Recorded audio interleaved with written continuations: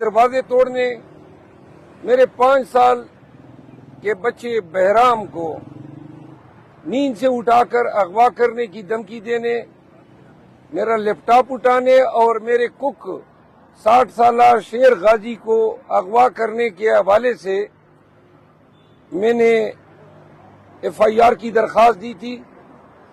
Police ने अपने अफसरान के खिलाफ पर्चा दर्ज नहीं किया, जिस पर मैं हाई कोर्ट आया। आज हाई कोर्ट ने वीडियो भी मुलाहिजा की उस वारदात की।